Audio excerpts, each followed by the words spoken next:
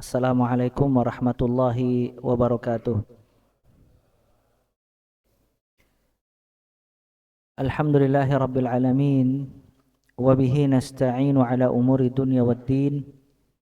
Wassalatu wassalamu ala ashrafil anbiya'i wal mursalin. Nabina Muhammadin wa ala alihi wa ashabihi wa man tabi'ahum bi ihsanin ila yaumiddin. Allahumma anfa'na bima 'allamtana wa 'allimna ma yanfa'una wa zidna ilma. Allahumma rahmataka narju fala takilna ila anfusina tarfata 'ain wa aslih lana syu'unana kullaha la ilaha illa ant. Rabbana taqabbal minna innaka antas sami'ul alim wa tub 'alaina innaka antat tawwabur rahim. Allahumma ij'al a'malana kullaha salihah waj'alha liwajhika khalisa wa la taj'al li ahadin fihi syai'a. Rabbi syrah li sadri wa yassir li amri wahlul 'uqdatam min lisani yafqahu qawli. Thumma amma ba'd. Fa ya ayyuhal ikhwah rahimani wa rahimakumullahu jami'an. Kita lanjutkan kajian kita masih membahas ringkasan fikih ibadah, dan sekarang pembahasan kita masih seputar taharah. Naam. Bismillahirrahmanirrahim. Ringkasan fikih ibadah bab air dan bejana. Air dan macam-macamnya. Yang sebelumnya taharah mengangkat hadas dan menghilangkan najis. Nggak ada kitab ya? Ada yang bawa nggak kitab kemarin?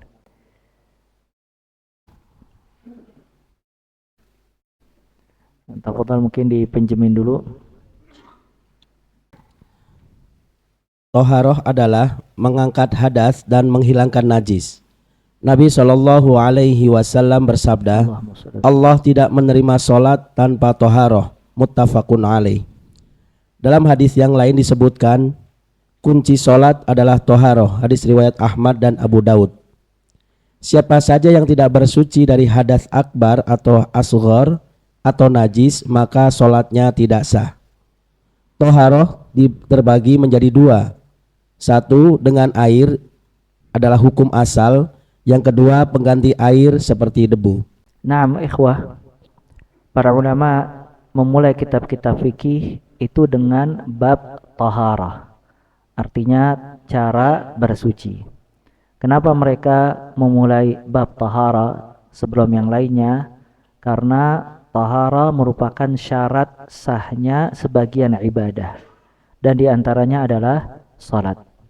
Kemarin kita bahas dua kalimat syahadat, syahadatu an la ilaha illallah dan syahadatu anna muhammadar rasulullah. Itu rukun pertama. Rukun kedua apa? Iqamus salah, mendirikan salat. Sedangkan salat itu tidak sah kecuali dengan taharah.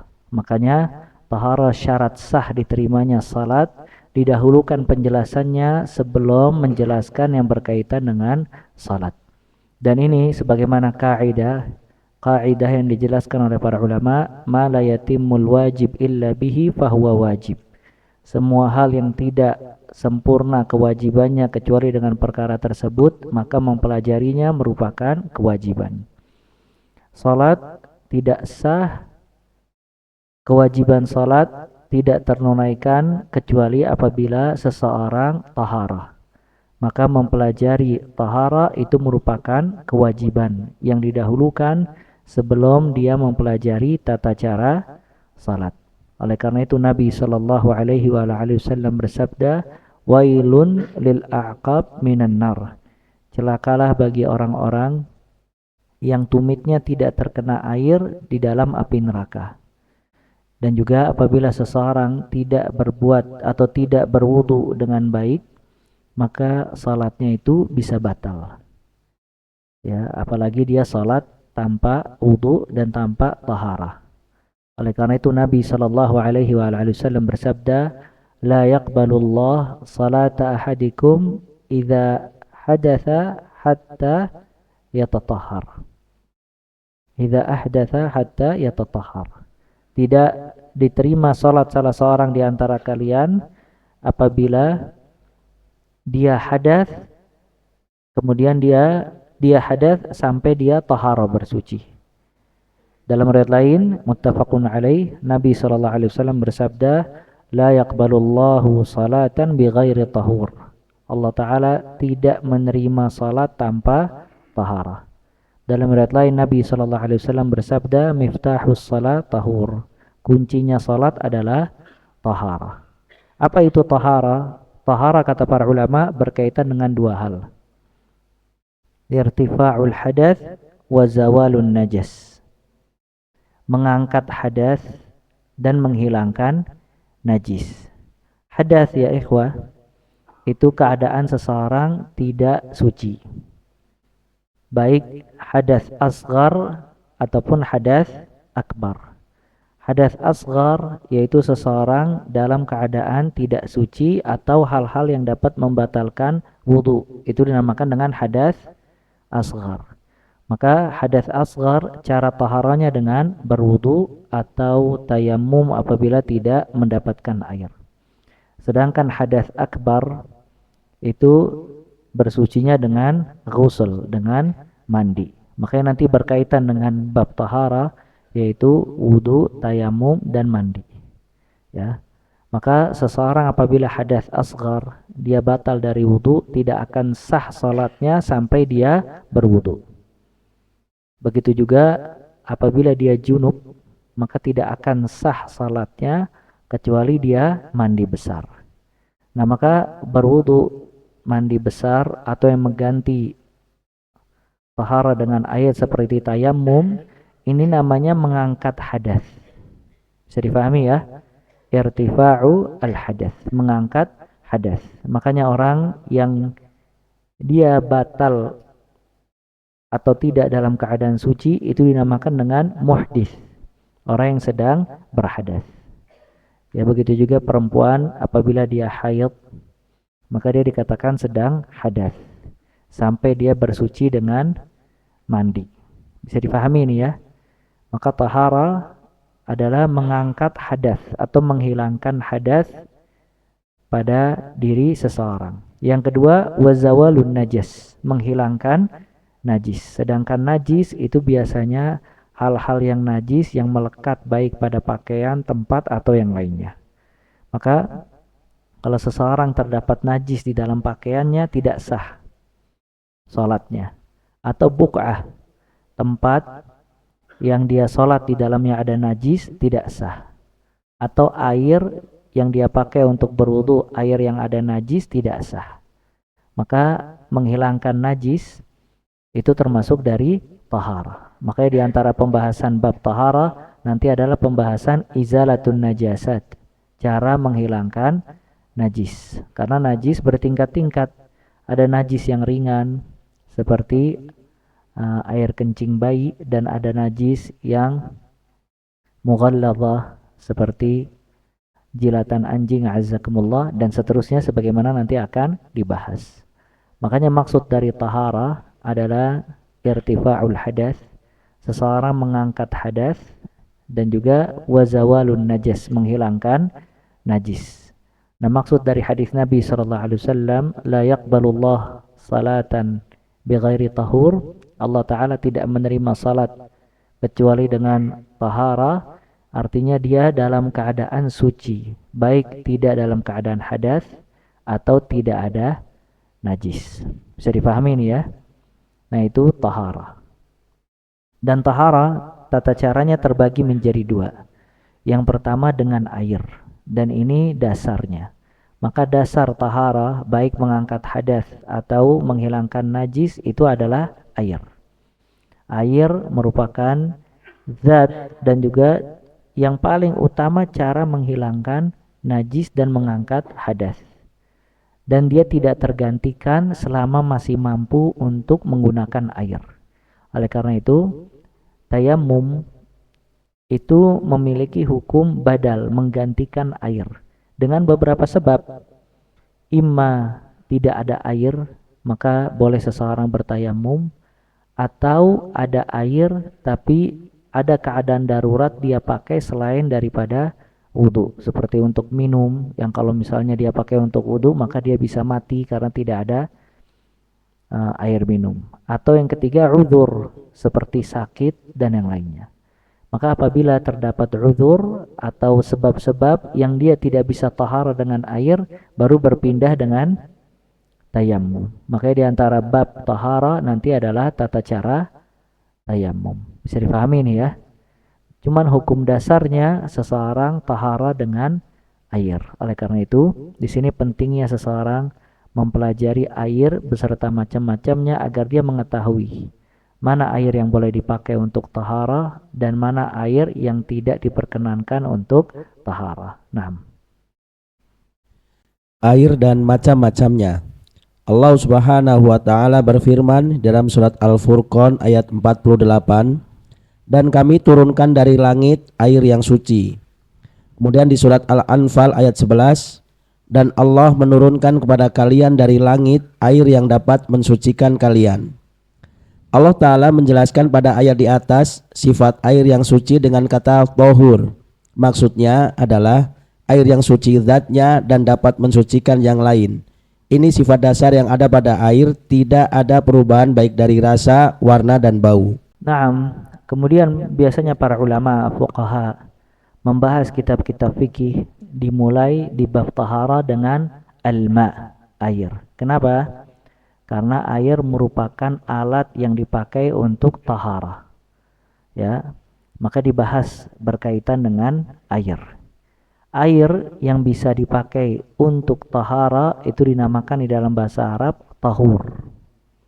Sebagaimana firman Allah Azza wa Jal, wa anzalna minas sama'i ma'an tahura.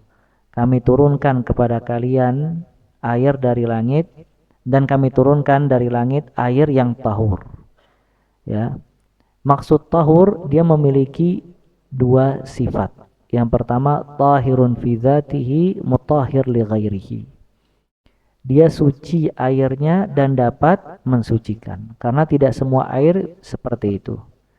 Ada air yang dia suci tapi tidak dapat mensucikan. Bahkan ada air yang tidak suci dan tidak dapat mensucikan. Makanya air yang bisa dipakai untuk wudu, untuk mandi janabah itu sifatnya tahur. Tahur, tahirun fi dzatihi wa mutahhir li ghairihi. Dia suci airnya dan dapat mensucikan yang lain. Ya, kriteria air dikatakan tahur apabila dia tetap pada sifat aslinya. Dan sifat asli air dilihat dari tiga. Yang pertama warna, yang kedua apa? Bau, dan yang ketiga rasa. Semua orang kalau ditanya bagaimana air mesti dia tahu. Air berwarna bening, rasanya tawar. Kemudian yang ketiga, ya tidak ada bau. Ya tidak ada bau. Maka kalau dia sifatnya adalah tiga, artinya tidak berubah warnanya, tidak berubah baunya, dan tidak berubah rasanya, maka dia dinamakan air yang tahur. Dan apabila air itu tahur, maka dia air yang dapat dipakai untuk bersuci, baik wudu maupun mandi. Ya. Nah, cuman kalau dia berubah, sebagaimana nanti kita jelaskan, misalnya dikasih teh, jadinya apa dia? Air teh. Berubah dari air menjadi teh. Sekarang bisa tidak teh dipakai untuk bersuci? Hah? Bisa tidak? Dia najis apa tidak? Tapi bisa bersuci dengan teh apa tidak? Kalau air dikasih kopi, berubah dia, berubah warnanya, berubah rasanya, berubah baunya. Dia najis apa tidak? Tapi bisa dipakai untuk bersuci apa tidak? Tidak. Nah, maka dia tidak dinamakan dengan tahur. Yang dipakai untuk bersuci itu hanya tahur. Sebagaimana firman Allah Azza wa Jal, wa anzalna minas sama'i ma'an tahura. Kami turunkan dari langit air yang suci. Oleh karena itu ya ikhwah, air hujan, air yang penuh dengan keberkahan. Maka dikatakan Nabi SAW di antara sunnahnya, apabila turun hujan atau di awal hujan, beliau membuka sorban dan pecinya dan sengaja air hujan mengenai kepalanya karena air itu barokah. Ditanya kenapa ya Rasulullah? Li'annahu hadithu ahdin bi rabbih, karena dia baru pertama kali diturunkan dari Rabbnya Azza wa Jal. Maka sunnahnya pertama kali hujan kita buka peci kita, topi kita agar bisa terkena hujan, karena itu keberkahan dari Allah Azza wa Jal. Dan ini kesalahan sebagian orang yang mengatakan kalau air hujan, air yang kotor atau air hujan yang menurunkan penyakit dan seterusnya. Ya, walaupun memang hujan ada sebagian yang mendatangkan manfaat dan juga ada sebagian yang memberikan musibah. Oleh karena itu apabila turun hujan, doa yang disunnahkan dari Nabi SAW, Allahumma sayyiban nafi'an. Ya Allah, jadikanlah hujan bermanfaat. Karena tidak semua hujan itu bisa bermanfaat. Cuman air hujan yang diturunkan oleh Allah dari langit tahur. Dia suci zatnya dan dapat mensucikan. Nah,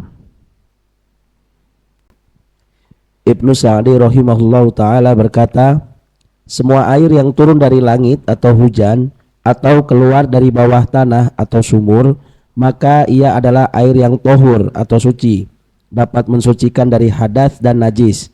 Kalaupun berubah salah satu sifatnya, baik bau, warna dan rasa, dengan segala sesuatu yang suci, maka tetap suci dan mensucikan. Hal ini sebagaimana sabda Nabi Shallallahu Alaihi Wasallam, sesungguhnya air itu suci dan tidak ada sesuatu pun yang dapat menajiskannya. Namun apabila berubah salah satu sifatnya dengan najis, maka menjadi najis, wajib ditinggalkan.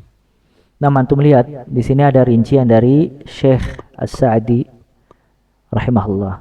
Lihat kata beliau, semua air yang turun dari langit atau keluar dari bawah tanah. Maksudnya apa air keluar dari bawah tanah? Sumur. Maka air yang turun dari langit dan keluar dari bawah tanah, dia adalah air yang tahur, karena dia air yang murni. Air yang keluar dari bawah tanah walaupun dia mungkin memiliki bau tersendiri seperti bau tanah atau dia warnanya sedikit coklat dan yang lainnya, tetap dia dikatakan air yang suci karena memang dia keluar dalam keadaan aslinya seperti itu. Ya, makanya air dari hujan dan air dari sumur itu dapat mensucikan, bisa dipakai untuk berwudu, bisa dipakai untuk mandi dan seterusnya. Lihat, kalaupun berubah salah satu sifatnya, ini juga poin. Kalaupun berubah salah satu sifatnya, baik bau, warna, dan rasa, bi asya tahirah, dengan segala sesuatu yang suci, maka tetap suci. Jadi kadang air itu berubah, cuman dia berubah dengan suatu yang suci. Misalnya dia berubah dengan terkena sedikit air sabun. Betul apa tidak?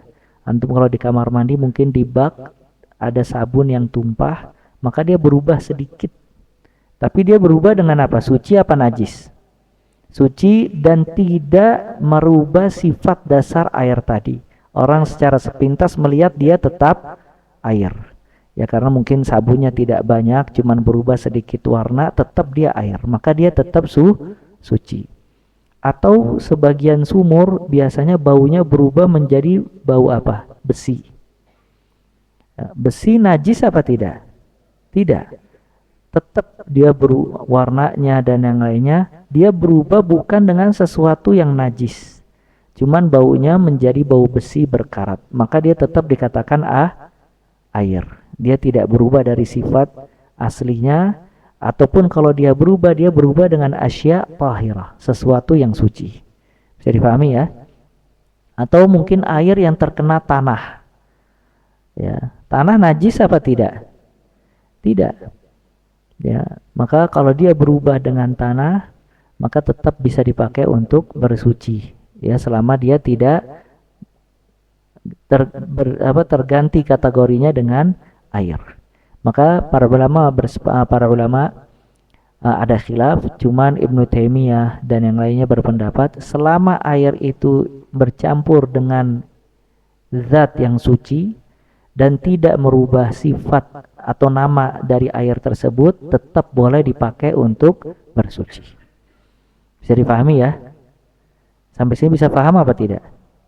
Ya. Kata Nabi SAW, innal ma'a tahurun la yunajjisuhu syai'. Sesungguhnya air itu suci dan tidak ada sesuatu pun yang dapat menajiskannya. Jadi hadis ini kalau antum baca, dia memiliki sebab. Ada bi'r, sumur namanya sumur bida'ah. Itu sumur bida'ah. Di situ sebagian orang melempar kotoran sampai azakumullah darah haid. Dilempar ke sumur tersebut. Cuman sumur itu dipakai oleh orang-orang untuk bersuci. Maka ditanyakan kepada Nabi SAW, ya Rasulullah, apa hukum memakai air bid'ah dari bi'r bid'ah, dari sumur bid'ah ini? Orang pada buang bangkai, ada bangkai hewan, ada darah haid dan yang lainnya. Maka Nabi SAW mengatakan, innal ma'a tahurun la yunajjisuhu syai'. Sesungguhnya air itu suci, tidak dapat dinajiskan dengan sesuatu apapun juga. Kenapa kok air itu boleh dipakai bersuci oleh Nabi SAW? Karena air itu tidak berubah dari zatnya. Walaupun di situ ada bangkai, ada darah haid, tapi ketika diambil tetap dia air tidak berubah rasanya, tidak berubah apa? Warnanya, dan tidak berubah baunya. Makanya hadis tadi diriwayatkan oleh Abu Dawud rahimahullah. Dan Abu Dawud pernah datang ke sumur tersebut, ternyata dia lihat sumur itu sangat besar. Sumur yang sangat besar, panjang dan lebar di dalamnya, maka apabila dibuang sesuatu kadang tidak merubah air yang ada di sumur tadi. Bisa difahami ini ya? Maka dari sini air selama tidak berubah, baik dia terkena sesuatu yang suci atau ada najis tapi tidak merubah sifat air itu secara keumuman, tetap boleh dipakai untuk bersuci. Contoh, air di ember ya, mungkin ya katakanlah ember yang biasa di kamar mandi. Subhanallah, seseorang buang air kecil, tiba-tiba ada cipratan sedikit dari kencingnya masuk ke ember tadi, sedikit masuk ke ember, dan dia tahu. Pertanyaannya, air di ember itu boleh dipakai untuk bersuci apa tidak?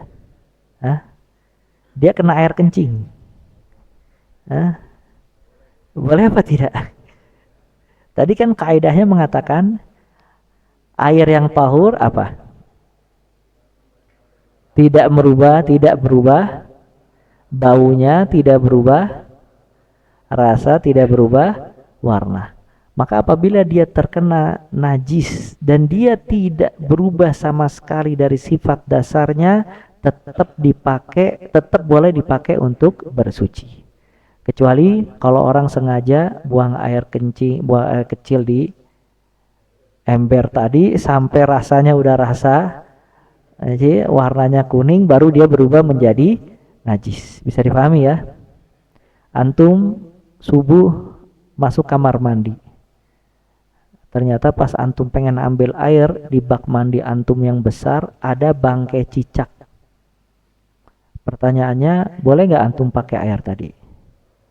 Boleh. Kenapa? Karena air yang banyak itu tidak terpengaruh dengan bangkai cicak tadi. Maka ini kaidah, bisa dipakai dan bisa dihukumi tentang hukum air dimanapun antum berada. Bisa dipahami ya? Tadi bi'ru bida'ah, sumur yang di dalamnya ada bangkai, ada darah haid dan yang lainnya, tetap dikatakan nama Nabi SAW, innal ma'a tahurun la yunajjisuhu syai'. Sesungguhnya air itu suci, tidak dinajiskan dengan apapun juga. Kenapa Nabi SAW mengatakan itu? Karena ketika diambil air dari sumur itu tetap berupa apa? Berupa air yang sah untuk dipakai bersuci. Maka dia tetap dinamakan dengan air yang tahur. Bisa dipahami ya? Kapan air itu dikatakan najis? Air itu dikatakan najis apabila dia bercampur dengan sesuatu yang najis dan berubah, baik secara keseluruhan dari sifat-sifatnya atau salah satu dari sifat air tadi. Bisa dipahami? Misalnya warnanya berubah, dilempar darah haid berubah menjadi merah karena terpengaruh dengan darah haid, maka dia najis. Atau di dalamnya ada bangkai, dia tidak berubah warna dan rasa mungkin, tapi baunya menjadi bau bangkai karena sebab ada hewan tadi busuk, maka tidak sah karena dia bercampur dengan sesuatu yang najis. Bisa dipahami ya? Nah, ini berbeda-beda keadaan air.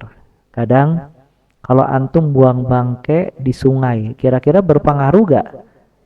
Tidak. Kenapa? Karena sungai itu mengalir dan besar, maka tidak berpengaruh dengan bangkai. Tapi kalau ada bangkai di bak mandi antum, bangkai tikus atau kucing, kira-kira berubah apa tidak?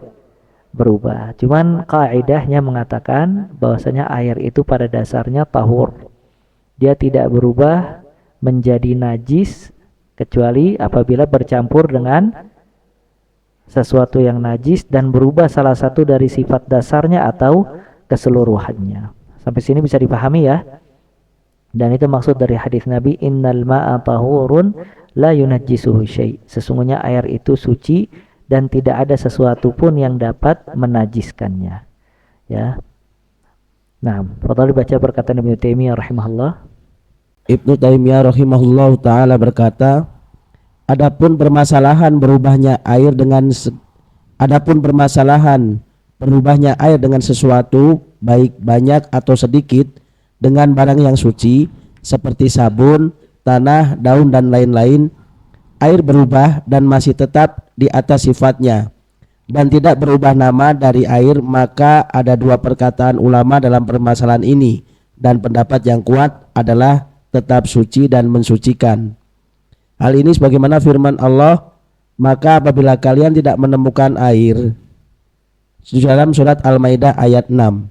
Maksudnya adalah air secara umum dengan berbagai macam bentuknya. Nah, di sini Ibnu Taimiyah rahimahullah menjelaskan air apabila tercampur dengan sesuatu yang suci, ya, baik daun, tanah, sabun, sampo, kapur atau yang semacamnya, dia suci, tidak najis, dan air itu tetap tidak berubah namanya dari air. Orang melihat sepintas mesti bicara kalau itu adalah air, bukan kopi, bukan teh atau yang semacamnya.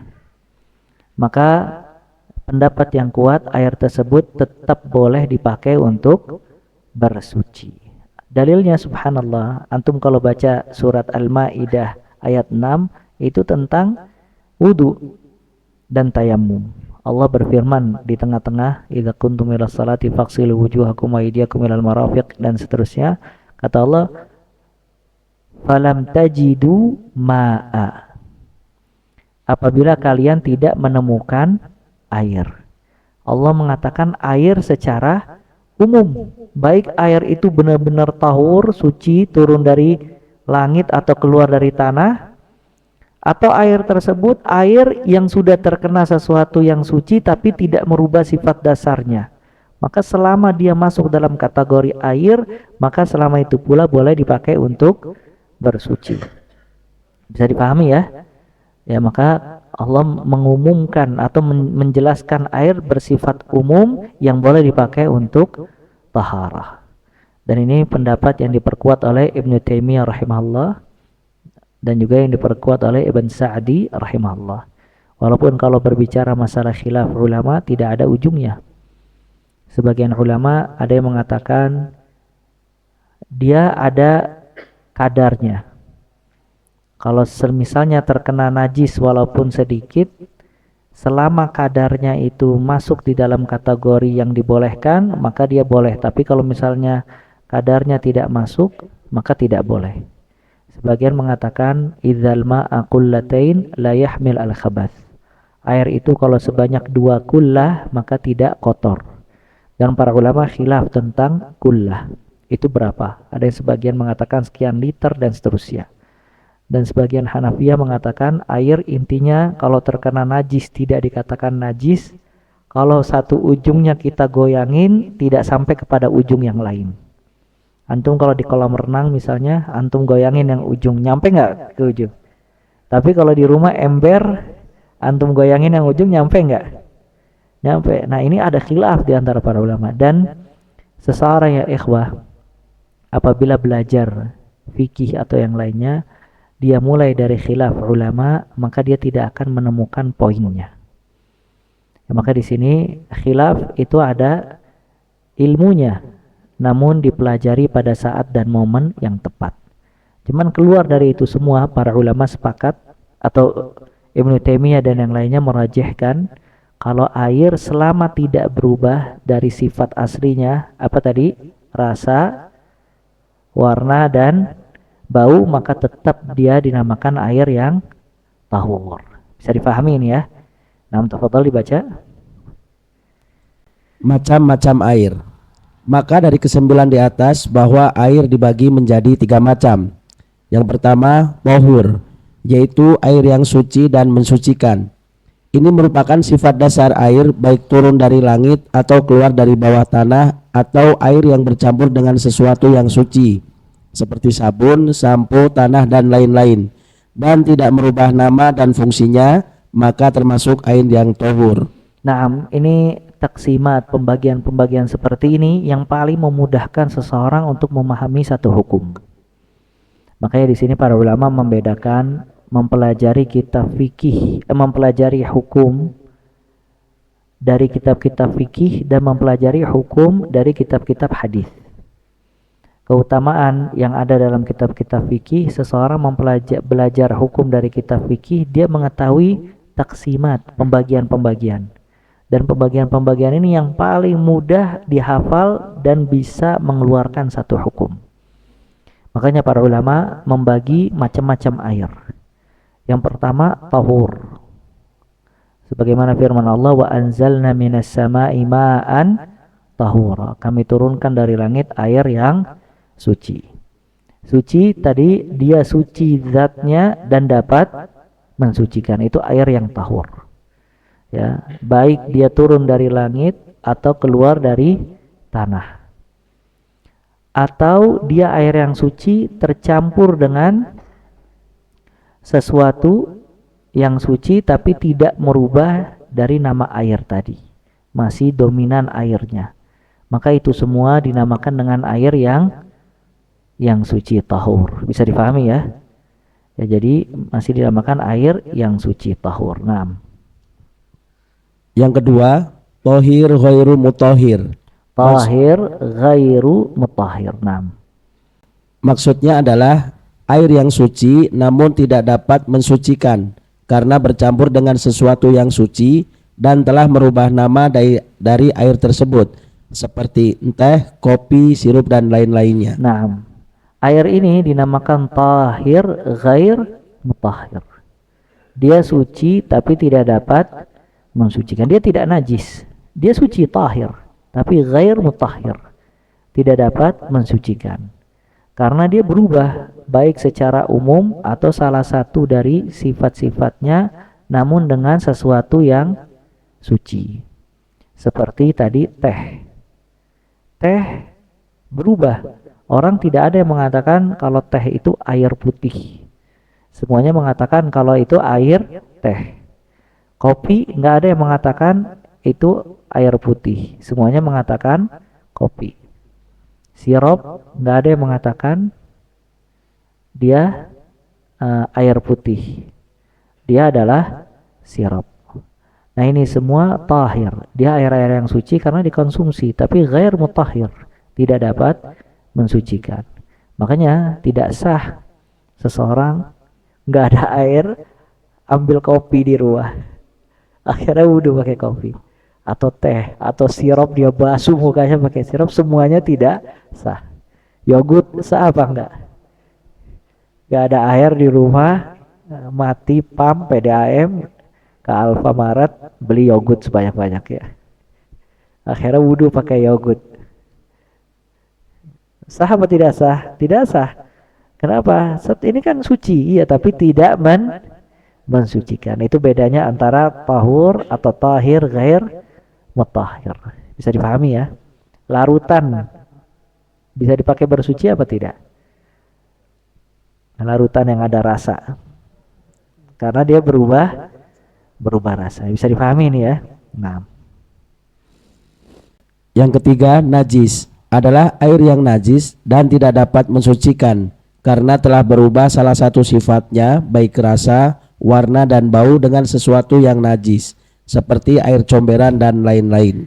Nah, yang ketiga adalah air yang najis. Air yang najis adalah yang tidak dapat mensucikan sama sekali dan wajib dijauhkan. Seperti mohon maaf azakumullah, air kencing, air madhi, kemudian juga air yang bercampur dengan segala sesuatu yang najis dan merubah dia. Maka air tersebut tidak dapat mensucikan. Maka dari tiga hal ini kita mengetahui hanya ada satu air yang boleh dipakai untuk taharah, baik berwudu atau ghusl, mandi janabah atau mandi yang lainnya, yaitu air yang tahur, yang suci. Dia suci zatnya dan dapat mensucikan. Ya. Nah, mungkin itu kurang lebih macam-macam air. Udah isya belum? Mau dilanjut apa ada pertanyaan? Antum takutnya mumet lagi nanti. Mungkin kita cukupkan sampai di sini. Kita lanjutkan pertemuan akan datang. Ya, kata para ulama, al-ilm idza akhadta kullahu zahabat kullahu. Ilmu itu kalau antum ambil sekaligus akan hilang sekaligus. Jadi kalau misalnya memang antum maksakan untuk memahami semua hukum dalam satu malam, besok lupa antum nggak ingat apa-apa. Ya, makanya lihat subhanallah, ya ikhwah, ilmu sampai kata para ulama, idza a'tata kullahu yu'tika ba'dahu. Ilmu kalau kamu kasih semua waktu kamu, dia cuma memberikan sedikit. Lihat satu kajian, kita hanya membahas satu bab. Apa? Air. Hampir 1 jam membahas masalah air. Ya. Makanya bagaimana orang yang tidak belajar sama sekali, bagaimana dia bisa mendapatkan ilmu syar'i. Cuman ilmu yang sedikit dilakukan terus-menerus akan mendatangkan keberkahan dari Allah Azza wa Jalla. Maka kata para ulama, al-ilm ma'al ayyam wal layali. Menuntut ilmu itu di setiap hari dan di setiap malam. Dan kadang ilmu itu harus tikrar, diulang-ulang dan dimurajaah agar tidak hilang. Nah, kita cukupkan sampai di sini, kita azan terlebih dahulu. Kalau ada pertanyaan, tafadhal setelah azan. Wassallallahu alaihi wasallam abdika rasulika Muhammad wa akhiru da'wana alhamdulillahi rabbil alamin.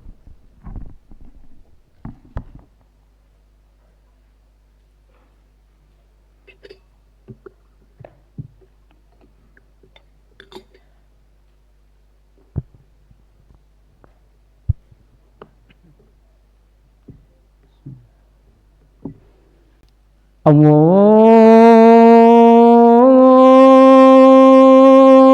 Akbar, Allahu Akbar,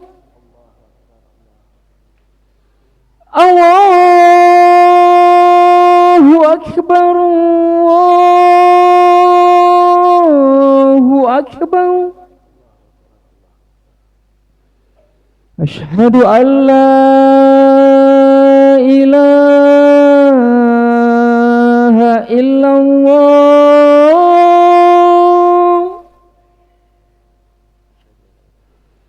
Asyhadu an la ilaha illallah.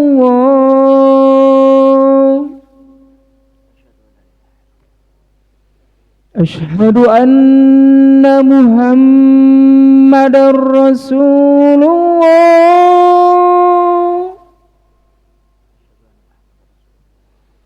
Asyhadu anna Muhammadar Rasulullah. Hayya 'alas salah.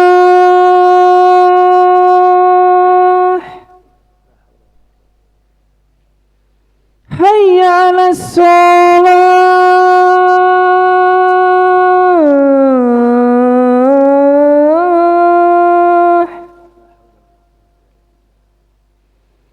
حي على الفلاح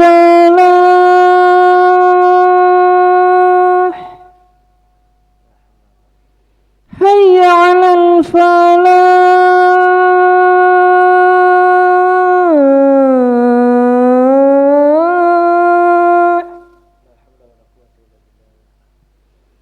الله أكبر الله أكبر لا إله إلا الله.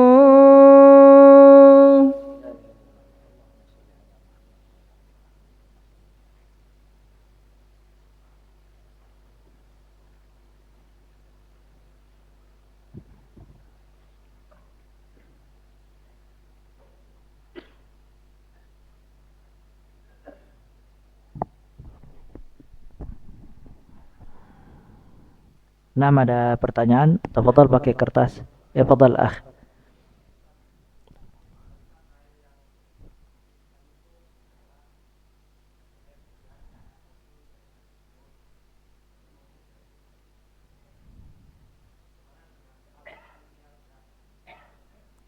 Laut itu ada hadis dan nas yang mengatakan kalau dia boleh dipakai untuk berwudu. Ada seorang lelaki bertanya kepada Nabi sallallahu alaihi wasallam, "Ana tawadda min ma'il bahr?" Apakah boleh kita berwudu dengan air laut? Karena air laut itu rasanya asin. Maka kata Nabi sallallahu alaihi wasallam, "Huwa tahuru ma'uhu al-hillu maitatuh." Dia airnya suci dan bangkainya halal. Maka dari hadis ini menunjukkan kalau berwudu dengan air laut boleh walaupun rasanya asin. Karena ada nas, ada dalil sarih dari Nabi sallallahu alaihi wasallam kalau air laut boleh dipakai untuk bersuci, bahkan bangkainya boleh dimakan. Seperti itu ya, wallahu a'lam. Nah, fadhal. Waalaikumsalam warahmatullahi wabarakatuh.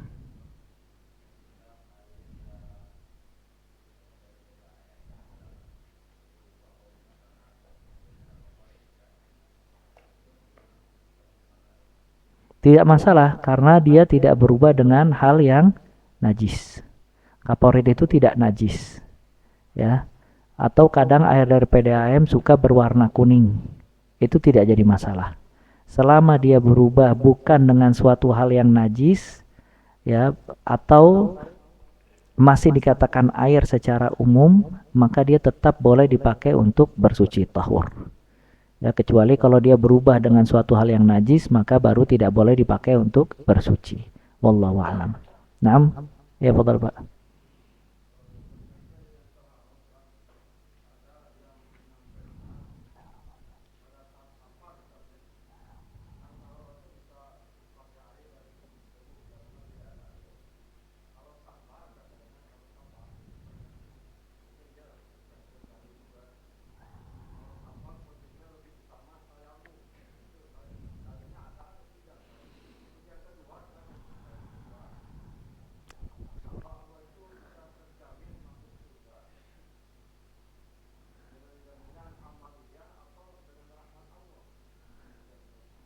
Yang pertama ya ikhwah, patokan seseorang tayamum itu bukan safar. Mungkin kalau dulu orang safar sering tayamum karena dia tidak banyak menemukan air ketika safar. Apalagi orang-orang Arab kalau safar dia membawa air sangat terbatas. Maka kadang ada air, cuman air tersebut dipakai untuk minum, masak dan yang lainnya. Kalau dipakai untuk bersuci seperti wudhu dan mandi, maka air itu akan habis. Maka patokan tayamum apabila tidak ada air atau tidak dapat menggunakan air karena uzur. Hal ini sebagaimana firman Allah Azza wa Jalla, "Falam tajidu ma'an fatayammamu sa'idan thayyibah." Apabila kalian tidak menemukan air. Jadi bukan safar, tapi tidak menemukan air, maka bertayamumlah dengan debu yang bersih. Maka sebab tayamum itu yang pertama apabila tidak ada air. Yang kedua ada air tapi terbatas. Atau yang ketiga ada air tapi dia tidak bisa menggunakannya karena uzur seperti sakit. Orang kalau terkena air bisa membahayakan dirinya, maka dia tidak memakai air tersebut dan dia tayamum. Selama tidak ada sebab-sebab tadi, maka dia harus memakai air untuk taharah. Dan air tidak tergantikan dalam bab taharah kecuali ada udzur tadi. Maka di sini ada pertanyaan, bertayamum di kursi pesawat atau bis apakah sah? Maka tidak sah kalau dia mampu untuk taharah. Makanya sebagian jamaah umrah kesalahannya dia tayamum di atas pesawat. Yang pertama, pesawat kursinya itu nggak ada debu. Setiap hari dilap itu. Terus yang kedua, masih mampu tidak memakai air. Masih mampu. Ya, dia bisa ke kamar mandinya, toiletnya, kemudian dia berwudu. Ya, maka di sini kesalahan sebagian orang, ya dia tayamum di atas pesawat atau di atas kendaraan. Padahal dia mampu untuk berwudu. Bisa dipahami ya. Terus yang kedua, amalan ya ikhwah, dia tidak memasukkan seseorang ke surga Allah Azza wa Jal. Yang memasukkan amalan ke surga Allah Azza wa Jal itu adalah rahmat mutlak. Sebagaimana sabda Nabi SAW, lan yadkhul ahadukum al-jannah bi'amalihi. Wala anta ya Rasulullah, wala ana illa an yataghammadani Allahu birahmatihi. Tidak ada salah seorang pun masuk surga dengan amalannya.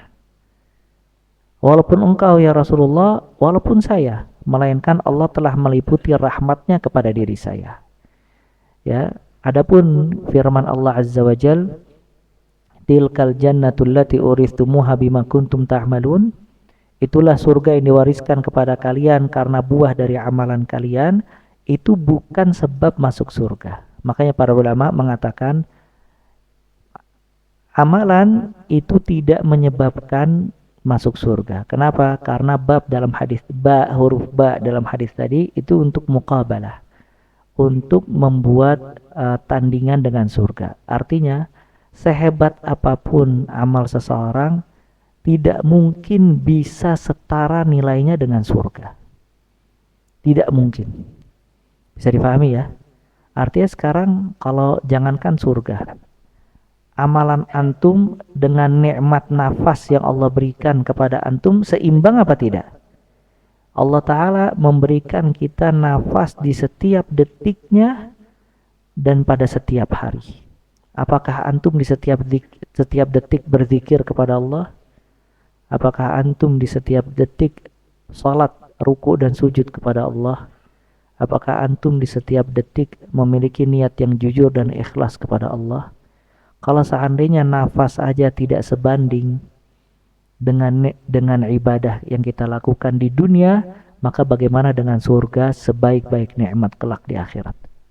Yang di atasnya adalah melihat wajah Allah Azza wa Jalla. Maksudnya, amalan itu tidak memasukkan seseorang ke dalam surga pada dasarnya. Karena tidak bisa dibandingkan sehebat apapun kita beramal dengan nikmat surga yang besar. Maka seseorang masuk surga dengan rahmat Allah Azza wa Jalla. Apa fungsi amal? Fungsi amal, kata para ulama, yaitu membuat tingkatan-tingkatan surga berbeda-beda. Ya. Jadi tingkatan surga berbeda-beda itu sesuai dengan kadar amal dia di dunia. Ya. Walikullin darajat mimma amilu. Kata Allah, setiap orang mendapatkan derajat surga sesuai dengan amalnya. Maka menggabungkan hadis dan ayat-ayat tadi yang menunjukkan kalau seseorang masuk surga dengan amalnya. Yang pertama, kalau awal mula seseorang masuk surga itu tidak dengan amal. Karena tidak sebanding sehebat apapun amalan seseorang untuk mendapatkan surga Allah Azza wa Jalla. Maka ini menghilangkan sifat apa? Ujub. Maksudnya sehebat apapun antum, ya, sebesar apapun sedekah, sebanyak apapun ruku' dan sujud, sebanyak apapun baca Al-Quran sehari 5 juz, 10 juz, tetap tidak bisa sebanding dengan nikmat surga. Karena nikmat surga itu mutlak rahmat dari Allah Azza wa Jalla. Maka di sini seorang hamba dia dianjurkan ketika beribadah kepada Allah Azza wa Jalla untuk zul, menghinakan dirinya. Karena dia tahu sehebat apapun dirinya tetap tidak dapat meraih surga Allah kecuali dengan rahmat Allah Azza wa Jalla. Makanya sebagian orang atau sebagian ulama, di antaranya Ibnu Taimiyah, Ibnu Al-Qayyim rahimahullah mengatakan definisi ibadah yaitu kamaludzul atau ghayatudzul wa ghayatul mahabbah. Seseorang dikatakan beribadah kepada Allah apabila dia memiliki puncak penghinaan diri dan puncak kecintaan kepada Allah. Dia tidak melihat dirinya memiliki apapun di hadapan Allah Azza wa Jalla. Semuanya mutlak fadlullah, keutamaan dari Allah Azza wa Jalla. Nah, fungsi yang kedua, amalan itu berfungsi, kalau ada pertanyaan terus buat apa kita beramal? Amalan itu berfungsi untuk menjadikan tingkatannya lebih tinggi di sisi Allah Azza wa Jalla. Walikullin darajat mimma amilu. Setiap hamba akan mendapatkan tingkatan surga sesuai dengan amalannya. Dari sini seseorang mendapatkan surga Firdaus al-A'la sesuai dengan amalan yang dia lakukan di dunia. Dan seseorang mendapatkan Firdaus atau Jannatu Aden sesuai dengan amalan yang dia lakukan dan seterusnya. Bisa dipahami ya? Wallahu ta'ala alam bissawab. Nama ada lagi? Ya fadal, Farhan.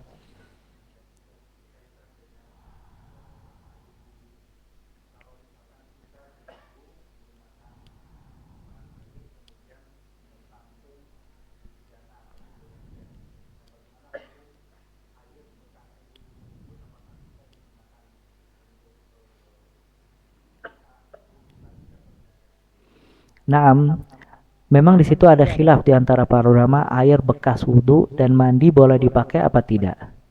Yang benar, air bekas kita wudu atau bekas kita mandi, kalau dia ditampung di dalam satu ember tetap sah dan tetap boleh dipakai untuk berwudu dengan catatan selama tidak berubah menjadi najis. Ya, selama tidak berubah menjadi najis. Maka disebutkan Nabi SAW bersama istri-istrinya mandi bareng dalam satu bejana. Ya, nah ini tetap boleh dipakai untuk berwudu selama tidak berubah fungsinya menjadi najis. Nah, wallahu a'lam. Fadal, Pak.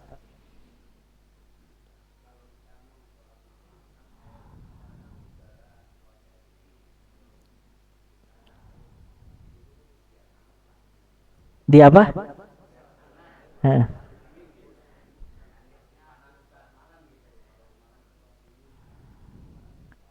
Tidak jadi masalah, boleh. Air mau antum masak dulu atau antum wudu pakai air dispenser, semuanya boleh selama dia masuk dalam kategori tahur. Tapi subhanallah ya ikhwah, sebagian Syafi'iyah, cuman ini min bab faidah, sebagian Syafi'iyah itu melarang menggunakan wudu air dinamakan dengan mereka ma musyammas. Musyammas itu sebagian atau di mazhab Syafi'iyah. Musyammas itu adalah air yang terkena sinar matahari kemudian menjadi panas. Maka di mazhab Syafi'iyah dikatakan air tersebut makruh, tidak disarankan untuk dipakai. Tanya Bapak ilmunya dalam mungkin ya. Ma musyammas. Tapi pendapat yang kuat wallahu taala alam bisawab sebagaimana tadi kita jelaskan. Dasar air dia tetap sah dipakai selama dia masuk air tahur. Kalau misalnya dia najis atau tahir ghair mutahhir, maka tidak boleh dipakai untuk berwudu atau bersuci. Bisa difahami ya? Nah, ada lagi? Ya, fadhal Ahmad.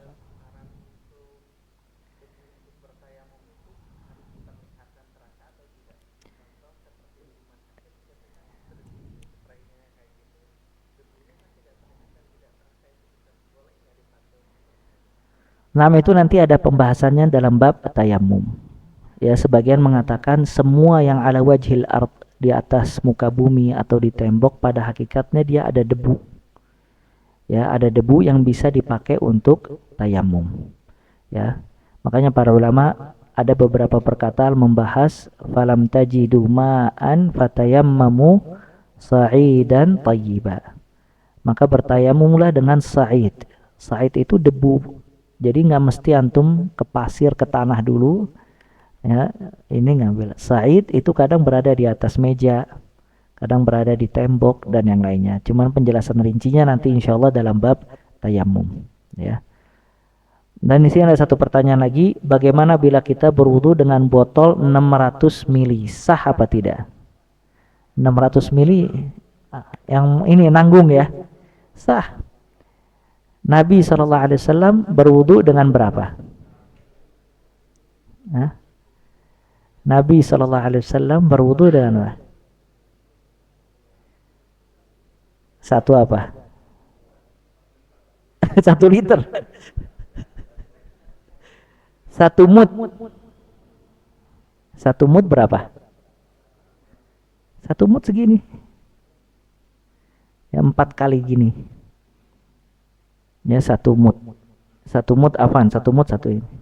Kok bisa? Bisa. Ya, ini menunjukkan keberkahan semua yang ada pada zaman Nabi Muhammad SAW. Ya, makanya tidak boleh juga seseorang namanya tabzir di dalam memakai air walaupun PDAM murah. Ya, karena mubazir perbuatan yang terlarang apalagi di dalam bab ibadah. Maka seseorang bisa dia berwudu ya dengan sedikit. Ya. Tidak mesti dia tabzir. Ya. Dia karena wudu pada hakikatnya dia membasahi dan mencuci semua anggota wudu. Nah, sebagian orang kadang berlebihan. Kadang dia melebihi sucinya dan yang lain. Kalau seandainya dia ngambil air kemudian dia bersuci sekedarnya, maka itu cukup. Oleh karena itu 1 gelas kecil sebenarnya bisa dipakai untuk berwudu. Kalau seseorang benar-benar hemat dan juga mengenai semua kewajiban dari anggota wudu tadi. Makanya di atas pesawat itu sebenarnya bisa wudu. Aqallu syai'. Wudu yang paling sedikit itu hukumnya yang wajib. Dan yang wajib adalah semua anggota badan itu 1. Sekali maksudnya. Antum cuci tangan sekali, kumur-kumur hidung sekali, muka sekali, terus tangan sampai siku sekali, itu dicuci. Sedangkan rambut dan kuping itu dibasuh. Kemudian kaki sekali, itu kewajiban berwudu, ya, kewajiban berwudu. Jadi kalau seseorang berwudu mencuci semua anggota badannya sekali, anggota wudunya sekali itu sah. Ya, sedangkan lebih dari sekali itu hukumnya apa? Hukumnya sunnatul wudu. Ya, sunnahnya wudu. Cuman wudu yang paling terbaik adalah wudu yang dicontohkan dari Nabi Muhammad SAW. Makanya kata para ulama, hadis yang paling mendasar menjelaskan tentang wudu adalah hadis Utsman bin Affan radhiyallahu taala an, ketika beliau menyuruh budaknya mengambilkan 1 bejana isi air, kemudian beliau mengajarkan bagaimana tata cara wudu Nabi Muhammad SAW. Maka semua anggota wudu itu dicuci berapa kali? 3 kali. Ya, setelah wudu dia membaca doa wudu, kemudian Utsman mengatakan, membawakan hadis Nabi SAW, man tawadda'a nahwa wudu'i hadza ghufira lahu ma taqaddama min dzambi. Barang siapa yang berwudu seperti wuduku ini, yakni wudunya Nabi SAW, diampuni dosanya yang telah lalu. Makanya salat sunnatul wudu itu ada syarat. Ini sebagai tambahan. Apa syaratnya? Syarat seseorang boleh mengerjakan salat sunnatul wudu. Apa syaratnya? Ya syaratnya wudu pasti. Gak mungkin gak wudu. Yang pertama berwudu. Yang kedua, wudu yang dia laksanakan mesti percis seperti wudunya Nabi SAW. Karena hadis yang mengatakan setelah wudu, barang siapa yang setelah wudu shalla raka'atain la yuhdits fihi ma nafsa ghufira lahu ma taqaddama min dzambi. Barang siapa yang setelah wudu dia salat 2 rakaat dengan khusyuk, tidak terganggu dengan apa-apa, diampuni dosanya yang telah lalu. Maka kata Ibnu Utsaimin rahimahullah, kalau seseorang ingin mengerjakan salat sunnatul wudu dan mendapatkan ganjaran sebagaimana di dalam hadis, dia mengamalkan 2. Yang pertama, wudunya seperti wudu Nabi SAW yang ada di dalam hadis tadi. Maka yang di dalam hadis tadi Nabi SAW mengerjakan semuanya 3 kali. Kemudian yang kedua, dia ketika sholat khusyuk tidak diganggu dengan apapun juga. Karena kata Nabi SAW, lam yuhdith fihi ma nafsah. Dia tidak terganggu dalam 2 rakaat tadi dengan apapun juga. Ghufira lahu ma taqaddama min dzambi. Diampuni dosanya yang telah lalu. Itu syarat mengerjakan sholat sunnatul wudu. Bisa dipahami ini ya. Nah, nanti pembahasan-pembahasan itu kita bahas dalam bab wudu biiznillah taala. Cuman sekarang hanya bab air ya. Kita lanjutkan pada pertemuan yang akan datang atau yang akan datang. Kita tutup dengan kafaratul majlis. Subhanakallah bihamdik asyhadu an la ilaha illa anta astaghfiruka wa atubu ilaik. Wa sallallahu wa baraka ala abdika rasulika Muhammad wa akhiru da'wana alhamdulillahirabbil alamin. Tsumma assalamu alaikum warahmatullahi wabarakatuh.